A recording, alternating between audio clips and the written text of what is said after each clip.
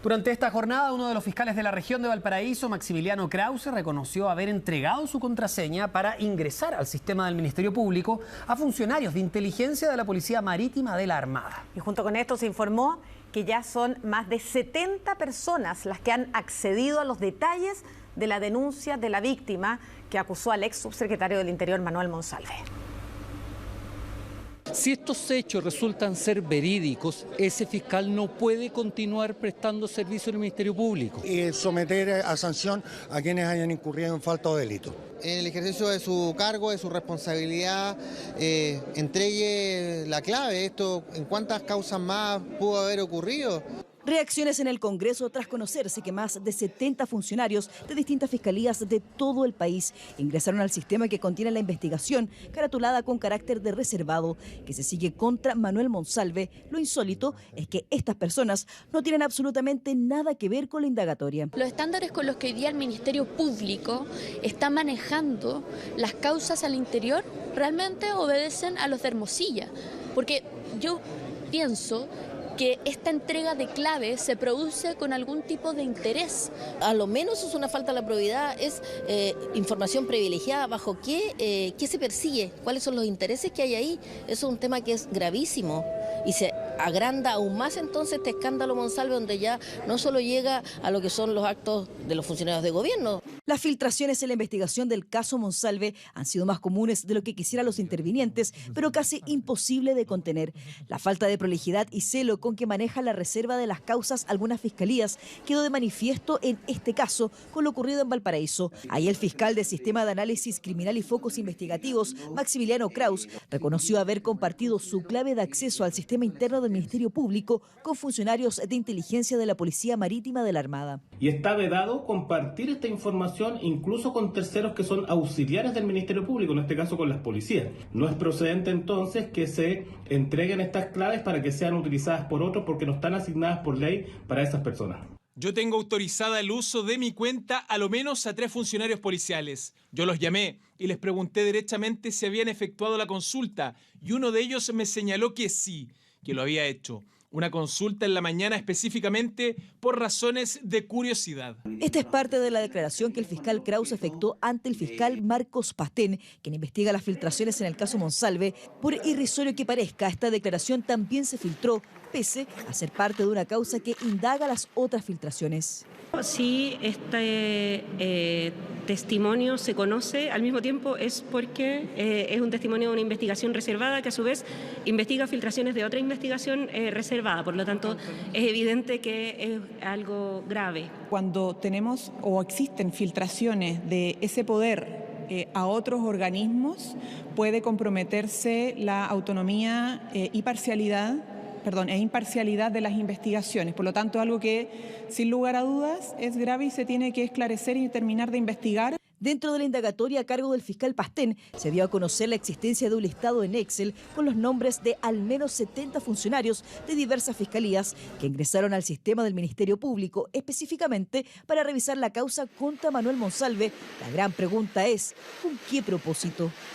Creo que eso llega a ser un acto absolutamente delictual y espero que el señor fiscal nacional, don Ángel Valencia, se haga parte en esto y, si es que son efectivos los hechos, se remueva a este funcionario. Nos basta ni nos conformamos con el hecho de que se declare que efectivamente se entregó la clave. Primero hay que saber por qué se entregó, a quién se entregó y en qué circunstancias. Filtraciones de un caso de abuso sexual y violación, con relatos tan delicados que sin duda revictimizan a quien denunció los graves delitos que se le imputan a la ex autoridad, además de la presión mediática que puede incidir en los intervinientes. Aquí lo que se debería hacer es dejar investigar como corresponde en este tipo de casos y con mayor razón evitar filtraciones.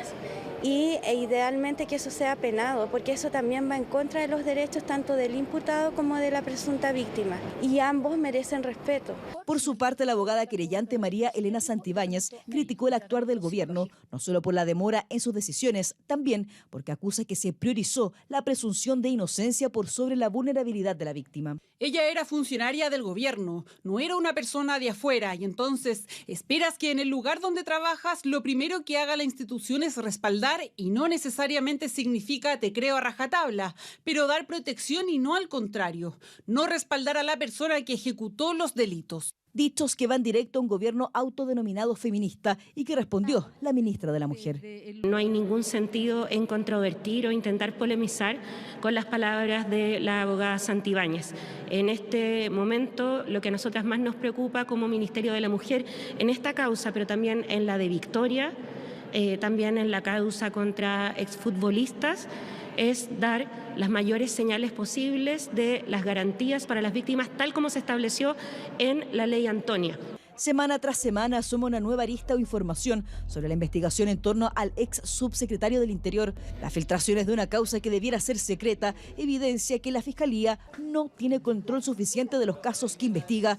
El fiscal nacional de viaje en Puerto Williams no se refirió a este caso, como tampoco lo hizo el fiscal de Valparaíso. Ante los cuestionamientos por estas filtraciones en investigaciones penales, el Ministerio Público ha enviado hace algunos minutos un oficio al ministro de Justicia, Jaime Gajardo, para dar cuenta de medidas tomadas en el último tiempo para reducir las filtraciones y también con propuestas para evitarlas. En este documento da cuenta de implementación de controles hechos durante este año para tener trazabilidad de los accesos a las causas y a sus archivos, y da cuenta que para el segundo semestre de 2025 se va a incorporar un software que va a exigir una doble verificación para el acceso a estas, que es la clave única otorgada por el Registro Civil, pero además una segunda clave dinámica como la que actualmente usan los bancos para transferencias electrónicas. Además, en este documento, el fiscal nacional Ángel Valencia propone al Ministerio de Justicia cambios legales, modificar el Código Penal para dar más facultades a los jueces para restringir la entrega de antecedentes considerados sensibles. En un segundo punto, propone regular el acceso a la información bajo supervisión judicial. Para eso, lo que plantea es establecer criterios claros para definir qué información puede ser entregada a las partes, asegurando siempre el derecho a la defensa. Por ejemplo, plantea modificar las reglas respecto a la legitimación activa para querellarse. Finalmente, propone reforzar penalmente el carácter secreto de las actuaciones de la investigación, lo que podría realizarse a través de una modificación al título de la violación de secreto en el Código Penal.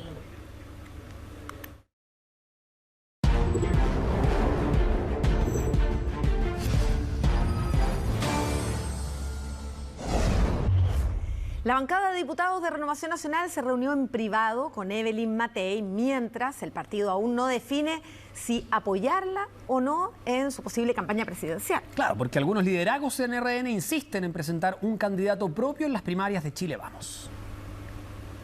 Lunes por la noche, casa de Evelyn Matei.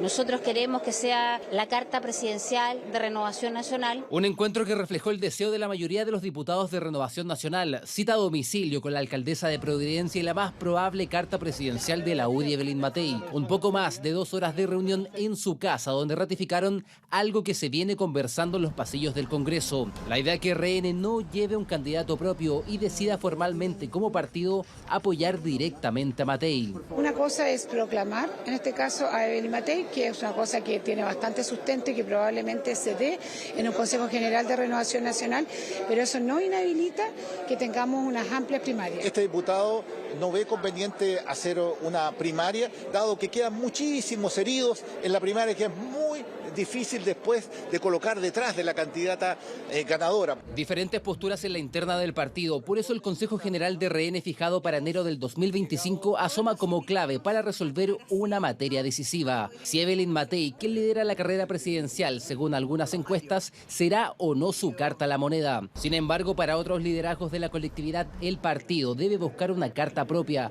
para que compita en la primaria de Chile Vamos. Hace unos días, el expresidente de RN, Carlos Larraín, propuso sin éxito el nombre de Francisco Rego. Otros insisten en Rodolfo Carter, quien está disponible para competir. Incluso ronda nuevamente el nombre del senador Francisco Chaguán. Habrá que esperar, pero yo creo que Renovación Nacional debiera tener un nombre disponible para justamente esa primaria. Nosotros no tenemos un militante de Renovación Nacional que marque en las encuestas o que al menos sea competitivo para competir con Evelyn Matei. Chile Vamos, que no es la primera vez que enfrenta estas definiciones, ya hace 7 años atrás le tocó algo parecido. Vamos a incorporar estas prioridades, estos compromisos.